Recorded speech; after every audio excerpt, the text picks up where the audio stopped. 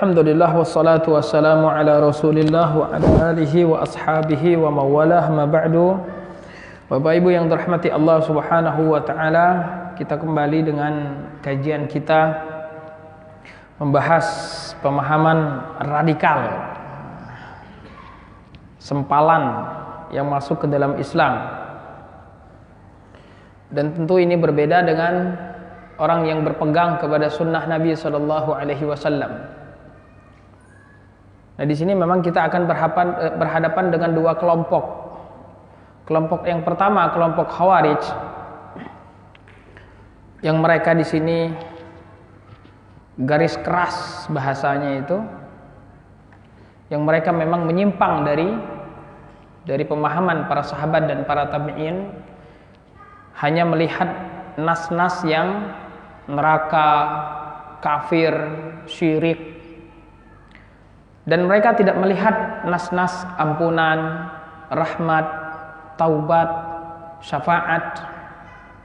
Maka ini juga salah satu yang membuat mereka tersesat, mengambil sebagian ayat dan meninggalkan sebagian ayat. Dan di sebelahnya ada kelompok Murji'ah, yang kalau kita kenal sekarang dengan kelompok liberal. Kalau kelompok Khawarij tadi yang mereka yang tergesa-gesa, yang mengkafirkan dengan tergesa-gesa dan tidak mengikuti para ulama. Nah, ada kelompok Murji'ah yang kalau kita kenal sekarang dengan kelompok liberal. Mereka yang mengenteng-entengkan agama, tidak apa-apa, tidak mengapa, asal jangan diyakini, asal niatnya benar dan lain sebagainya. Ini kelompok Murji'ah ternyata. Kelompok Khawarij ini telah ada dan itu adalah kelompok yang pertama kali di dalam Islam. Dan muncul juga kelompok Murji'ah. Dan awal mula perdebatan Khawarij dan Murji'ah ini di dalam perkara iman. Nah, ini kita pahami Bapak Ibu yang dirahmati Allah. Jadi masalah iman, mereka semua sepakat antara kelompok Khawarij dan Murji'ah, iman itu katanya adalah suatu kesatuan, adalah suatu kesatuan. Tetapi bagi mereka iman itu ya tetap. Nah, ini nanti berbedanya dengan kita Ahlus Sunnah wal Jamaah. Kalau iman kita Ahlus Sunnah wal Jamaah, kita memahami iman itu naik turun, bertambah dan berkurang. Keyakinan, ucapan dan perbuatan itu iman dalam keyakinan kita Ahlus Sunnah wal Jamaah, pemahaman para salafus saleh yang termaktub di dalam kitab-kitab salaf, kitab-kitab terdahulu. Begitulah iman. Al-i'tiqadu bil jinan, iman itu adalah keyakinan di dalam hati, perkataan di dalam ucapan, perkataan kita dari lisan, dan amal perbuatan kita. Itulah iman kita Ahlus Sunnah wal Jamaah. Yazidu bi ta'atir rahman wa yanqusu bil isyan, akan bertambah dengan ketaatan kepada Allah dan akan berkurang dengan kemaksiatan. Nah, itulah pemahaman kita Ahlus Sunnah wal Jamaah. Nah, berbeda dengan kelompok Murji'ah dan Khawarij tadi, yang mereka melihat iman ini ya sesuatu yang utuh, dia tidak bertambah dan juga dia tidak berkurang. Dan ini tentu bertentangan dengan firman Allah Subhanahu wa taala di dalam surat Al-Anfal. Innamal mu'minuna alladzina idza dzukirallahu wajilat qulubuhum. Apabila disebutkan nama Allah, mereka merasa takut. Wa idza tuliyat alaihim ayatuhu, dan apabila dibacakan kepada mereka ayat-ayat Allah, Al-Qur'an, apa yang terjadi? Zadathum imana, bertambah iman mereka. Nah, orang-orang Khawarij dan Murji'ah tidak melihat ini. Ya, sekali lagi mereka ini memahami nas sesuai dengan kepala mereka, tidak melihat semua nas. Cuma perbedaannya antara kelompok Khawarij dan Murji'ah, kalau kelompok Khawarij ini kalau hilang dari sebagian yang utuh tadi, ini kalau kita ibaratkan iman itu seperti ini, kalau hilang sebagian, maka hilang semua katanya imannya. Tidak ada yang tersisa. Berarti kalau tidak ada yang tersisa, berarti sudah keluar dari Islam. Mereka melihat iman seperti itu. Hilang sebagian, hilang semuanya. Ini kelompok Khawarij. Maka ada orang yang melakukan zina misalnya, melakukan dosa besar, maka imannya pasti berkurang. Karena tidaklah seseorang berzina dan sedangkan dia dalam keadaan mukmin. Maka dianggap ini imannya sudah hilang dan tidak ada yang tersisa. Kalau dia yang tidak ada yang tersisa, berarti dia kafir. Nah, berbeda dengan kelompok Khawarij, kelompok Murji'ah. Kelompok Murji'ah menganggap iman itu sebenarnya adalah ya intinya ini, semuanya ini. Tayyib. Dan dia porosnya itu di dalam hati katanya iman, kata orang-orang Murji'ah. Terus lisan, perbuatan itu hanya gambaran dari hati seseorang saja, tetapi dia bukan termasuk ke dalam iman. Terus bagaimana orang pelaku maksiat tersebut? Ya iman dia tetap utuh. Terus kalau ada orang yang berzina, imannya tetap utuh. Kalau minum khamar, imannya tetap utuh. Terus si fulan dan si fulan, ini orang soleh dan ini orang toleh, pelaku maksiat dengan para ulama. Imannya sama, nggak ada bedanya. Imannya sama. Iman orang yang paling alim dengan orang yang paling fajir itu sama. Ini kelompok Murji'ah. Makanya mereka mengenteng-entengkan sesuatu. Nggak apa-apa. Yang penting imannya di dalam hatinya masih ada. Yang penting keyakinannya masih seperti ini. Tayyib. Nah, ini kelompok Murji'ah dan ini persis seperti kelompok-kelompok liberal saat ini. Yang ketika kemudian mencampur adukan antara syariat satu dengan syariat lain. Ya, wah ini tidak masalah asal di dalam hati. Mengucapkan selamat Natal, oh enggak masalah asal di dalam hati Isa adalah Nabi bukan anak Tuhan seperti orang-orang Kristen. Nah, seperti ini mereka memang menggampangkan sesuatu dan dua-duanya ini adalah perusak akidah Islam. Dan banyak bermunculan Bapak Ibu yang dirahmati Allah. Banyak bermunculan pemahaman-pemahaman ini. Nah, kita berlindung kepada Allah Subhanahu wa taala dari pemahaman-pemahaman tersebut. Dan di antara subhatnya kelompok Khawarij adalah tak kala mereka kemudian mengatakan bahwasanya semua yang berhukum dengan selain hukum Allah, semua yang berhukum katanya dengan selain hukum Allah itu kafir. Kafirnya adalah kafir yang mengeluarkan dari Islam. Orang Khawarij ini memang tidak mendengar penjelasan para ulama. Kalau kita mendengar penjelasan ulama kita membagi kafir itu ada dua. Kafir yang mengeluarkan dari Islam dan kafir yang tidak mengeluarkan dari Islam. Kafir itu kan artinya seseorang yang menutup dirinya dari sesuatu. Sebagaimana juga para ulama membagi syirik menjadi dua. Ada syirik besar, ada syirik kecil. Syirik besar mengeluarkan dari Islam, syirik kecil tidak mengeluarkan dari Islam. Ini kan sama, kufur sama syirik ini kan sama ini. Ini paling berbahaya di dalam syariat Islam. Sama juga ketika para ulama membagi nifak, kemunafikan, nifak menjadi dua juga. Ada nifak kecil, ada nifak besar. Nifak amali dan nifak i'tiqadi. Nifak amali ini kemunafikan orang-orang munafik di zaman Rasul. Mereka memang aslinya kafir, tapi pura-pura masuk Islam. Nifak mereka nifak di dalam hati. Nah, adapun yang dari kaum muslimin, idza haddatsa kadzaba, apabila dia berdusta, apabila dia berbicara dia berbohong. Sebagaimana kata Rasul, ayatul munafiqi thalathun. Ciri-ciri orang-orang munafik itu ada 3. Nah, munafik ini adalah munafik amali, nifak amali, bukan nifak i'tiqadi. Nifak i'tiqadi itu adalah nifaknya orang-orang munafik di zaman Rasul yang memang mereka adalah kufur. Yang kata Allah, innal munafiqina fid darkil asfali minan nar. Orang-orang munafik itu mereka di dalam keraknya api neraka. Orang kafir memang. Nah, mereka ini tidak.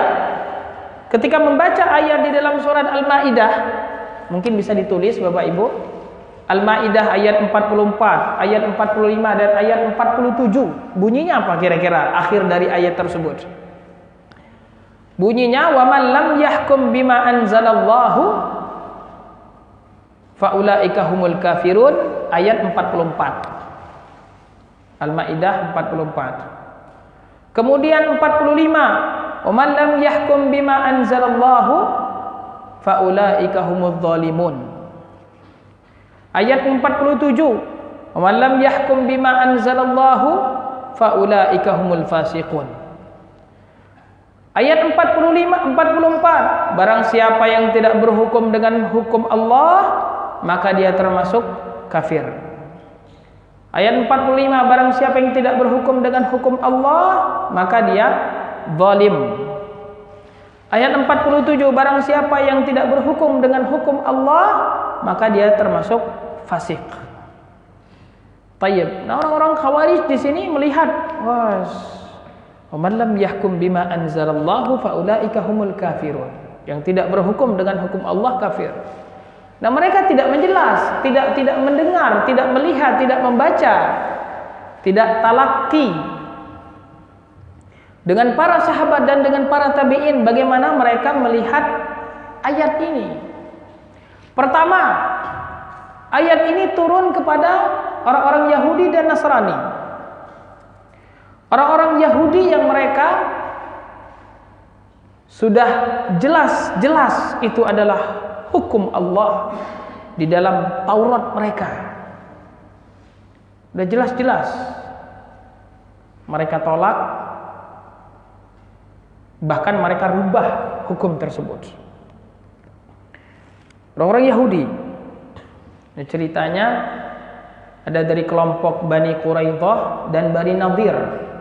Ini kelompok Yahudi yang ada di Madinah. Ada 3 kelompok, ada Bani Quraidah, ada Bani Nadir, dan ada Bani Qainuqa. Ini kabilah Yahudi yang ada di Madinah. Dan di antaranya adalah Bani Nadir dan Bani Quraidah. Tetapi Bani Nadir ini memiliki kehormatan yang lebih tinggi daripada Bani Quraidah. Kalau ada orang yang terbunuh dari Bani Nadir dan yang membunuhnya adalah dari Bani Quraidah, maka dilaksanakanlah hukum qisas. Karena di dalam kitab Taurat hukum qisas, hukum rajam itu memang ada. Syariat seperti itu memang sudah ada. Tayyib. Jadi kalau ada orang yang terbunuh dari Bani Nadir dibunuh oleh Bani Quraidah, maka dilaksanakan qisas. Tapi sebaliknya, kalau yang membunuh Bani Nadir dan yang terbunuh adalah dari Bani Quraidah, maka tidak dilaksanakan qisas. Hanya membayar diyah. Hanya membayar diyah pada saat itu. Maka ini memang mereka sengaja mereka rubah. Hukum Allah memang sengaja mereka rubah. Tayyib. Dan juga sebagian ulama tafsir mengatakan, dan dua-dua ini sahih, bahwasanya ada 2 orang Yahudi yang berzina, laki-laki perempuan. Tayyib. Maka tak kala ingin dilaksanakan hukum rajam, ini di dalam kitab Taurat ini hukumannya adalah rajam. Tapi mereka nggak mau melaksanakan hukum rajam tersebut. Mereka tidak mau melaksanakan hukum rajam tersebut, kemudian diganti dengan hukum yang lain. Hukumnya apa? Hukumannya katanya dipermalukan. Dipermalukan, dinaikin apa namanya? Ya dipukul katanya, dijilid, dipukul, kemudian dipermalukan, diarak, dikelilingi pakai naik himar, keledai.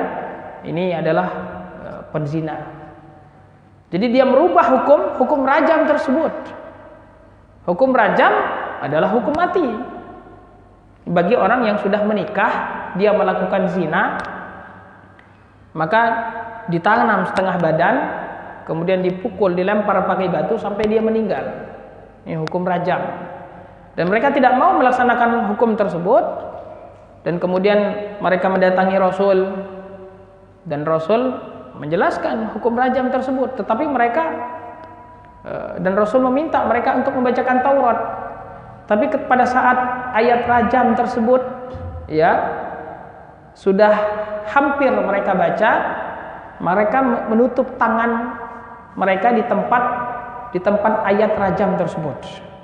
Nah, Rasul memiliki sahabat yang dulunya adalah pendeta Yahudi, Abdullah bin Salam.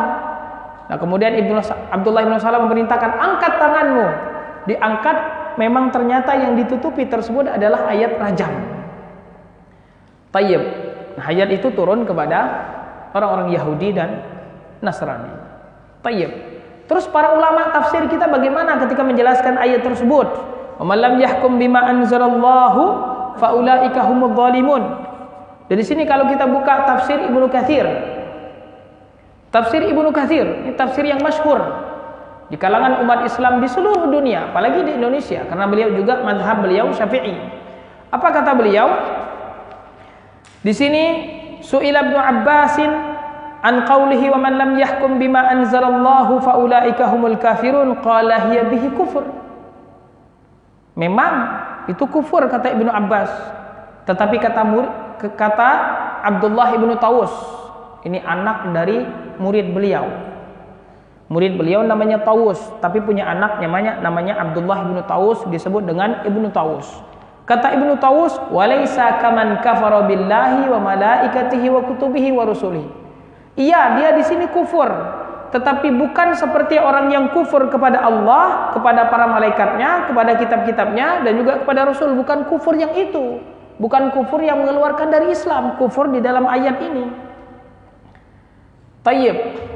Kemudian di sini juga dikatakan wa qala Tsauri an Ibnu Juraijin an Ata'in annahu qala kufrun duna kufrin. Kufur tapi bukan kufur yang mengeluarkan dari Islam. Zulmun duna zulmin. Zalim tetapi bukan zalim yang mengeluarkan dari Islam. Zalim juga Bapak Ibu yang dirahmati Allah juga bertingkat-tingkat dan terbagi menjadi beberapa pembagian juga.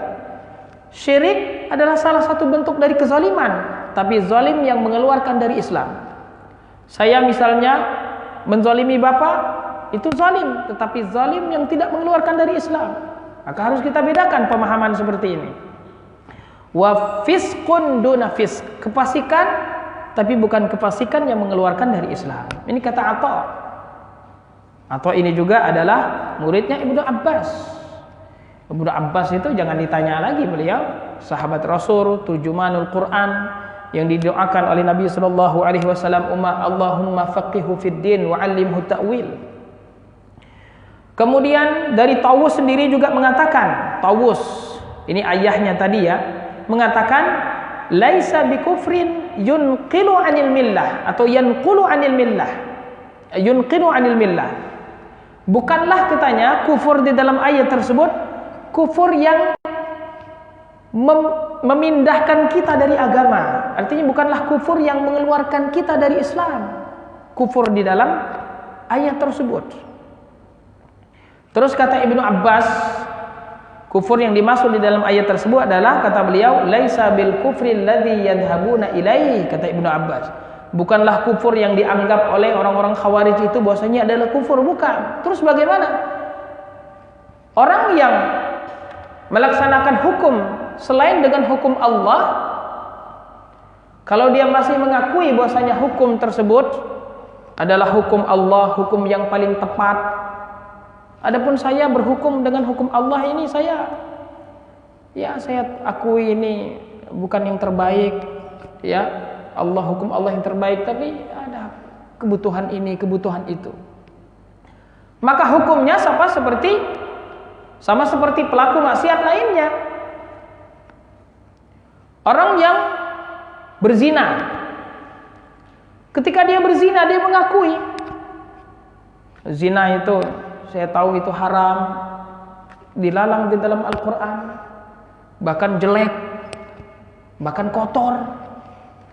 Saya membunuh orang Islam, saya tahu membunuh itu ancamannya besar dalam Al-Quran. Tayyib. ancamannya neraka. Saya tahu itu orang yang membunuh itu tahu neraka itu. Tayyib. Orang yang membunuh itu tahu ancamannya neraka. Tapi saya saking kesalnya itu. Maka pernyataannya seperti itu tidak membuat dia kemudian keluar dari Islam. Kecuali kemudian kalau dia mengatakan zina dalam Al-Quran haram, saya bilang halal, itu baru kufur. Ini kufur juhud.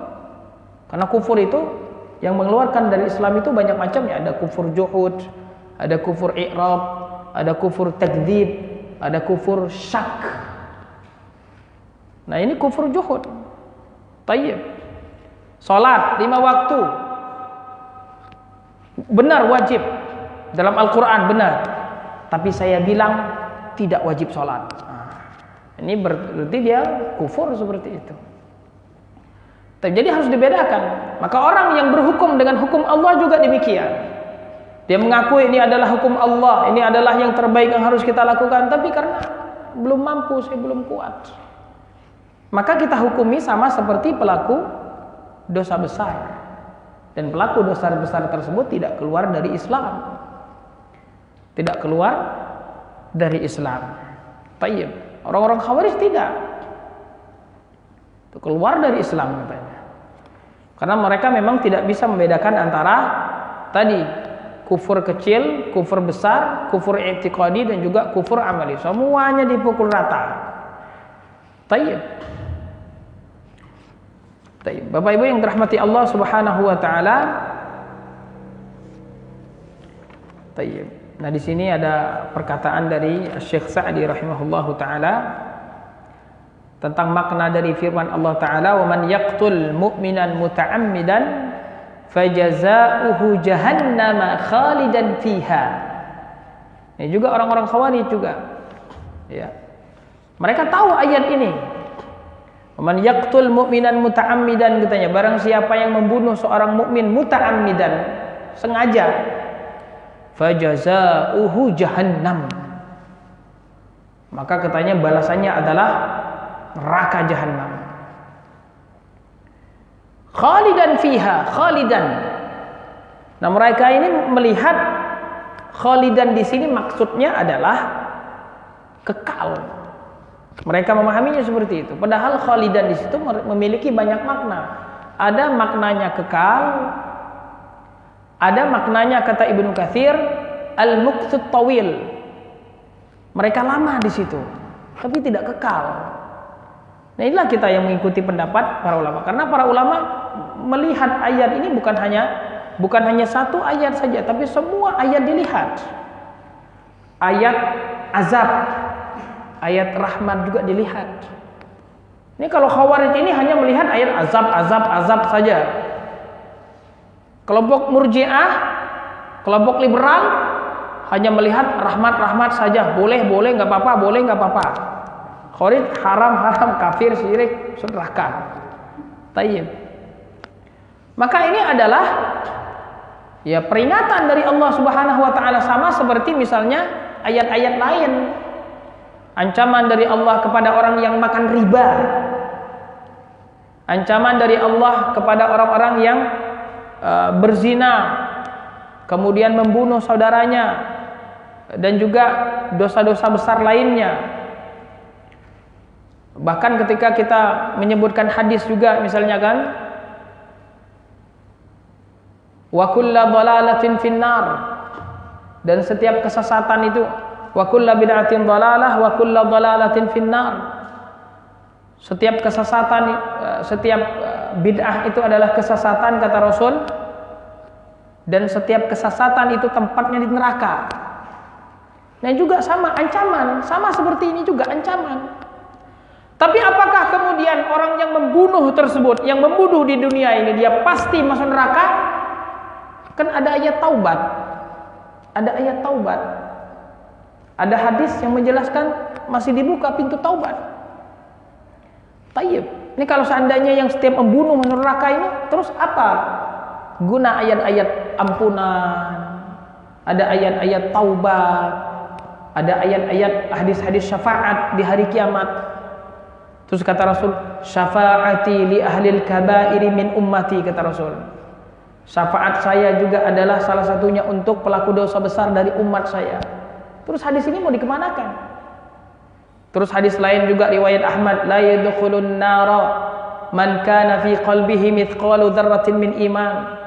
Tidaklah kekal seorang di neraka kalau di dalam hatinya masih iman sekecil darah, semut yang paling kecil. Artinya kalau dia masih ada la ilaha illallah, walaupun dia masuk neraka hangus badannya, masih ada iman, akan dikeluarkan oleh Allah Subhanahu wa taala. Ini bentuk keadilan Allah. Tapi terus apa makna dari ayat ini? Mereka ini tidak, pokoknya ya begitu aja lah. Maka orang-orang yang bunuh, orang yang berzina, khamar dan lain sebagainya, ya diancam oleh Allah Subhanahu wa taala. Dan adapun ancaman ini, memang kata Sya'di, memang ancaman ini sangat keras sekali. Ancaman ini kata beliau sangat keras. Kata beliau, taqaddama anna Allah akhbara annahu la yasduru qatlul mu'mini minal mu'min wa annal qatla minal kufril amali, kata beliau. Membunuh orang Islam itu termasuk kufrul amali, bukan kufrul i'tiqadi, kufrul amali. Memang dia kafir, tapi kufur amali yang tidak mengeluarkan dari Islam. Sama seperti nifak tadi, nifak i'tiqadi, nifak amali. Nifak i'tiqadi mengeluarkan dari Islam, nifak amali tidak mengeluarkan dari Islam. Wa dzakara huna wa'idul qatili amdan wa wa'idan tarjufu lahul qulub. Memang kata beliau di dalam ayat ini dijelaskan ancaman bagi orang yang membunuh tadi, ancaman yang membuat hati itu menjadi takut, kata beliau. Wa tanfadi'u lahul afidatu wa tanza'iju minhu ulul uqul. Bagi orang-orang yang berakal mendengar ayat ini, artinya yang membuatnya tidak akan mungkin membunuh. Allah keras di dalam ayat, "Wa may yaqtul mu'minan muta'ammidan fajaza'uhu jahannamu khalidan fiha wa ghadiballahu alaihi." Diancam Allah neraka, artinya dia tidak bertaubat ini. Dia membunuh, tidak bertaubat, dan di akhirat nanti tidak ada sesuatu yang bisa mengimbangi dosanya tersebut. Artinya dia tidak mendapat ampunan Allah di akhirat. Terus bagaimana? Ya keadilan Allah dimasukkan ke dalam neraka. Wa ghadiballahu alaihi, Allah murka kepadanya, wa la'anahu, dan Allah melaknatnya. Ini balasan bagi orang-orang yang membunuh jiwa muslim. Wa a'adda lahu 'adzaban 'azima, dan Allah siapkan untuknya azab yang pedih. Ini betul keras ini. Karena membunuh jiwa yang diharamkan oleh Allah Subhanahu wa taala, Bapak Ibu yang dirahmati Allah, bukan yang remeh. Ya. Hancurnya bumi dan seisinya ini, sebagaimana disebutkan dalam hadis-hadisnya, lebih mudah, lebih ringan di sisi Allah Subhanahu wa taala daripada terbunuhnya jiwa seorang muslim. Jadi nggak mudah ngebunuh, apalagi bahkan ngebunuh orang kafir dhimmi saja. Man qatala dhimmiyan lam yarah raihatal jannah. Barang siapa yang membunuh dhimmi, kafir dhimmi, orang kafir yang dia tidak boleh dibunuh, darahnya dijaga oleh Islam. Kafir dhimmi, orang kafir yang hidup bersama kita. Kafir ahdi, orang kafir yang dia memang ada perjanjian damai dengannya, tidak boleh dibunuh. Yang boleh dibunuh itu orang kafir siapa? Kafir harbi, orang kafir yang memang ngajak kita perang. Belanda tuh udah selesai, tapi sekarang udah mengakui kemerdekaan. Dulu kalau dia datang ke Indonesia menjajah, orang kafir seperti itu yang halal darahnya. Jepang dulu waktu dia menjajah dulu. Kalau sekarang nggak boleh orang Jepang ke Indonesia karena sudah diberikan jaminan keamanannya oleh pemerintah. Bahkan bukan hanya pemerintah, satu orang saja yang memberikan jaminan, saya muslim. Ini ada teman saya orang Jepang mau datang ke Indonesia, saya yang memberikan jaminan. Artinya di sini saya ada keperluan untuk berbisnis misalnya. Satu orang muslim yang menjamin, maka seluruh umat Islam yang ada di Indonesia harus memegang apa yang saya pegang. tidak boleh dibunuh, tidak boleh diambil hartanya. Taib. Taib kafir ahdi, kafir dhimmi, ya, tidak boleh diganggu. Taib. Allah Subhanahu wa taala akan mengkisos juga orang-orang yang menzolimi, bahkan menzolimi orang kafir saja akan dikisos nantinya. Jangankan membunuh orang Islam, membunuh orang kafir tanpa hak saja kita akan dikisos oleh Allah Subhanahu wa taala. Akan Allah tegakkan keadilan. Tayyib. Maka kata Syekh Sa'di di sini, ini adalah peringatan yang sangat besar sekali dari Allah Subhanahu wa taala kepada orang siapa yang membunuh jiwa yang tidak boleh dibunuh. Terus kata beliau,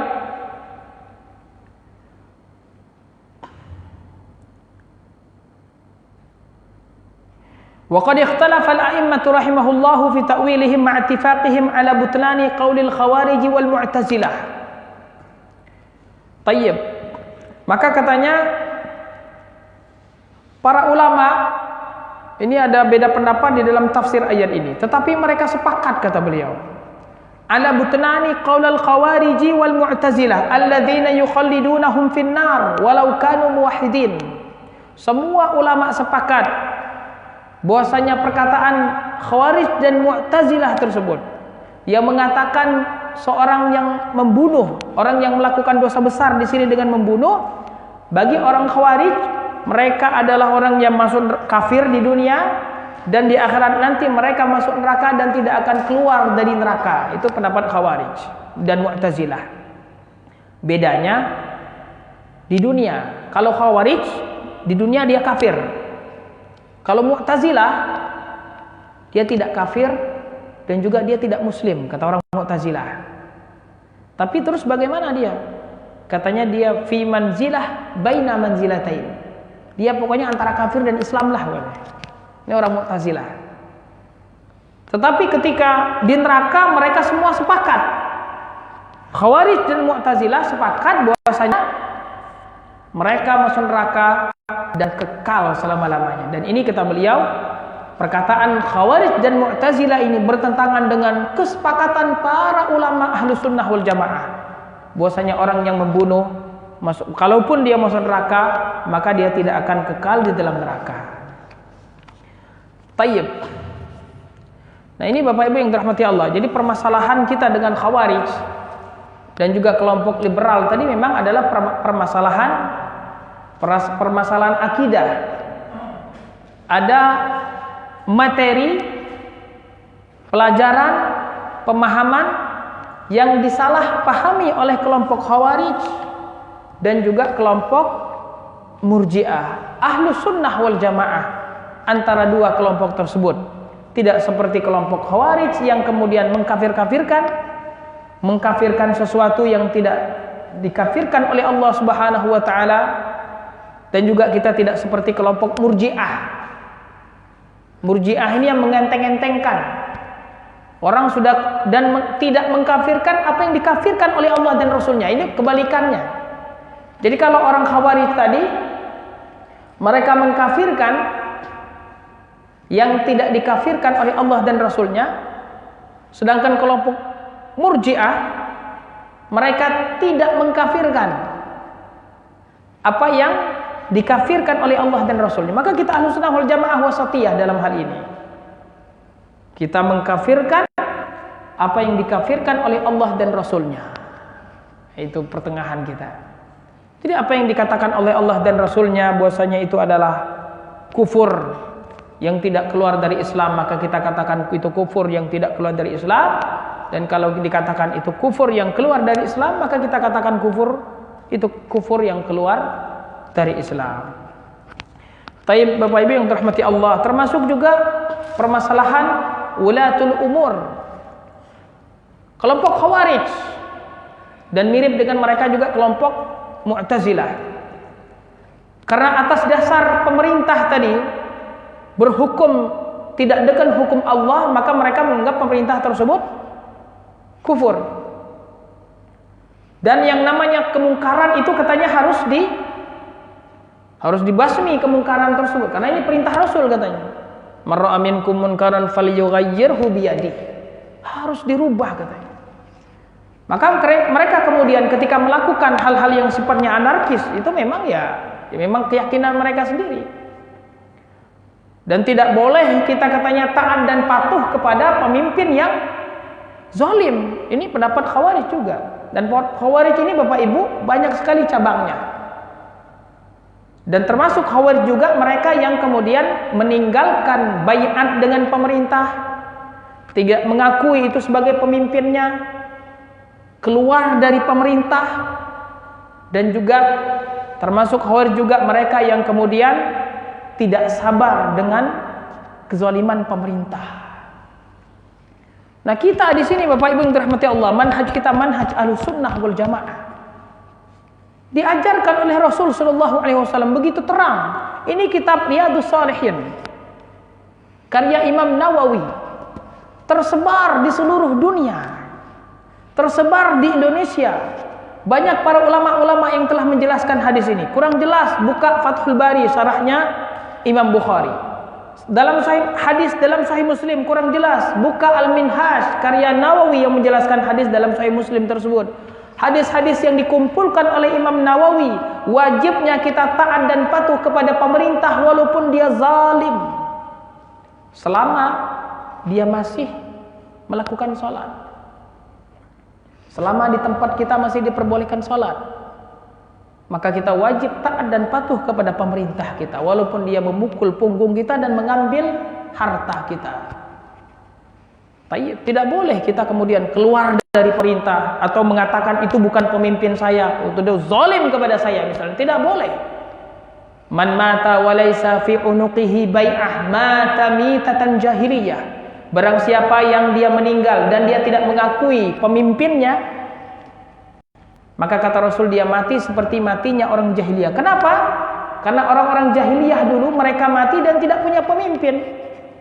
Orang-orang jahiliyah dulu kan hanya kabilah-kabilah mereka saja, dan itu bukan pemimpin. Jadi tidak ada pemimpin yang menjadi pemimpin yang kemudian mengatur semua kehidupan mereka, masalah agama atau masalah dunia. Maka barang siapa yang meninggal dan dia tidak mengakui pemimpinnya, pemimpin yang dimaksud di sini adalah pemimpin kaum muslimin, presiden kita, tidak dia akui, maka dia mati seperti matinya orang-orang jahiliyah. Nah, permasalahan ini juga kita antara dua kelompok tadi, Khawarij. Kelompok Khawarij yang menganggap kita ini ada katanya ini mah ulama pemerintah katanya, yang takut amar ma'ruf nahi mungkar, takut cemen gitu. Enggak berani seperti kita ini nantang pemerintah. Ini kelompok Khawarij. Adalah satu lagi kelompok Murji'ah yang ngejilat pemerintah. Ini kelompok Murji'ah, kelompok liberal tadi. Kalau Khawarij tadi ekstrim, kelompok Murji'ah ini menjilat. Ini pemerintah ini saya mau bikin ini, tolong dong ini hukumnya dirubah dikit lah. Oh siapa? Kelompok Murji'ah kerjaannya seperti itu.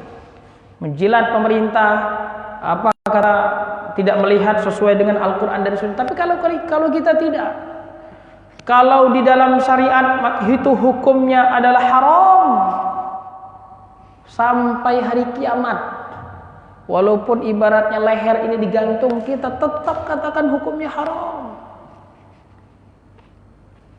Di dalam Al-Quran dan Sunnah begitu, kita Al-Quran dan Sunnah menjelaskan sampai hari kiamat. Kalau bahasanya leher digantung pemerintah, tetap kita katakan apa? Seperti dalam Al-Quran dan Sunnah. Imam Ahmad dan para ulama-ulama dulunya, zaman Ma'mun, Wathiq, Mu'tasim, bagaimana beliau kemudian di 3 periode tersebut disiksa, dipaksa oleh Ahmad bin Abi Du'ad, itu menteri agamanya pada saat itu, dipaksa untuk mengatakan Al-Quran makhluk.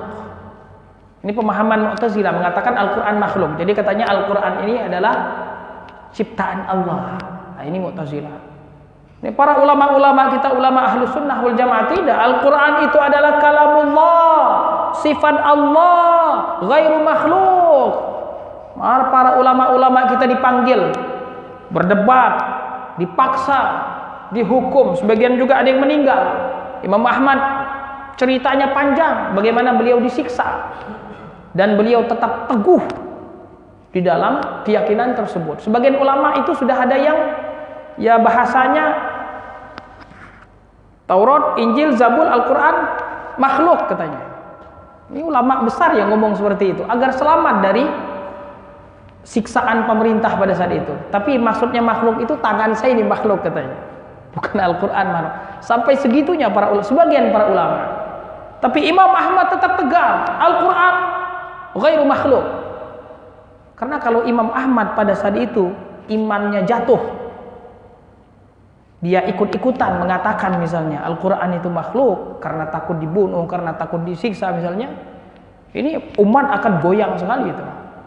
Karena beliau pada saat itu yang ibaratnya yang paling ditokohkan, ya, ulama-ulama lain itu sebagian dibunuh, sebagian sudah ibarat bahasanya tipu-tipuan seperti itulah agar bisa selamat. Tapi Imam Ahmad tetap kokoh. Yang hak tetap dikatakan hak, yang batil tetap dikatakan batil. Nah, ini hanya ada pada ulama-ulama salaf kita, ulama-ulama Ahlus Sunnah wal Jamaah yang tegar, teguh memegang sunnah Nabi Sallallahu Alaihi Wasallam. Maka kita harus bedakan antara mana yang memang benar-benar radikal, ekstrim, yang memang mereka sendiri sebenarnya menyimpang dari Islam, dengan orang yang memang berpegang teguh kepada sunnah Nabi Sallallahu Alaihi Wasallam. Tayyib, jenggot, ya, perintah dari Nabi Sallallahu Alaihi Wasallam. Mengangkat celana di atas mata kaki, perintah Nabi Sallallahu Alaihi Wasallam. Menutup perempuan wajahnya, perintah dari Nabi Sallallahu Alaihi Wasallam. Lihat istri-istri Nabi Sallallahu Alaihi Wasallam. Terus apa lagi? Salat jamaah di masjid. Kewajiban sebagai seorang muslim. Terus apa lagi? Dan lain sebagainya. Tidak mendengarkan musik, perintah dari Al-Quran, perintah dari Nabi Sallallahu Alaihi Wasallam. Maka kalau saya berpegang teguh kepada perintah tersebut dan meninggalkan apa yang Anda lakukan tersebut yang bertentangan dengan perkataan Nabi Sallallahu Alaihi Wasallam dan jelas sekali. Kalau merujuk kepada Al-Quran dan hadis dan perkataan para ulama, bahkan ulama 4 mazhab, dibuka, diputar-putar, ya seperti itu. Tayyib. Perbedaan ada yang memang kita di situ bisa toleransi, misalnya perbedaan dalam masalah fikih. Tapi kalau perbedaan dalam sisi akidah, memang kita diperintahkan untuk berpegang kepada akidah. Wa'tasimu bihablillahi jami'a. Hablillah, kitab Allah. Memang kita diperintahkan untuk berpegang. Tayyib. Begitu juga masalah ibadah, masalah bid'ah sunnah, kita tegas, ini bid'ah, ini sunnah. Tapi kalau masalah ibadah, ada yang sholatnya misalnya ada yang kunut dan tidak kunut, ini permasalahan khilaf. Silahkan mau kunut silahkan, mau tidak kunut silahkan. Tayyib. Nah, ini kadang saudara-saudara kita yang gagal paham. Orang tidak kunut, orang yang mengatakan orang yang tidak kunut ini dianggap, wah itu radikal, itu enggak mau kunut. Terus kita mengatakan kullu bid'atin dhalalah, kullu bid'atin dhalalah wa kullu, nah ini yang bid'ah itu masuk neraka. Ini gagal paham semua ini. Kita mengatakan bid'ah itu kesesatan itu di dalam neraka, ini perkataan Rasul. Terus juga pahami, ini ancaman, bukan kepastian. Ancaman artinya apa? Ya tidak semua orang yang melakukan bid'ah kemudian dia tempatnya di neraka, tidak. Sama orang yang melakukan misalnya melakukan hal-hal yang buruk, durhaka kepada orang tua, diancam neraka atau tidak? Diancam. Tapi apakah pasti orang tersebut masuk neraka? Tidak. Bisa jadi dia taubat, berubah, atau ada amalannya yang lain yang mengimbangi hal tersebut. Tetapi apa yang dikatakan Rasul kita tidak akan kita rubah. Tayyib. Ini kadang banyak orang salah paham. Apa saja kita katakan ini tidak boleh, wah itu mengkafirkan kaum muslimin katanya. Padahal kita mengatakan ini hukumnya syirik, ini hukumnya kufur, ini sesuai dengan hukum Islam. Dan para ulama-ulama fikih juga menjelaskan di dalam kitab mereka. Tayyib. Maka rekan-rekan sekalian yang dirahmati Allah, memang kita butuh di zaman sekarang untuk memperkuat diri dengan ilmu agama agar kita bisa membedakan mana yang hak dan yang batil, mana yang benar dan mana yang salah. Barakallahu fikum walhamdulillahi rabbil alamin. Kita melihat pertanyaan.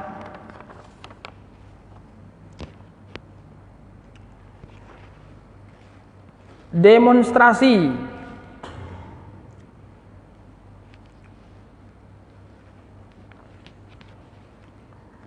Tayyib. Demo bukan ajaran Islam. Ini sepakat ini. Demo itu bukan ajaran Islam. Terus ajaran siapa? Ya ajaran Barat. Ya karena memang namanya saja kan demo, ya kan? Demonstrasi. Ini kan bahasa Barat ya. Tayyib, bahasa Yunani ya. Tayyib. Ya bukan memang ya berarti ya jelas dari namanya saja bukan dari Islam.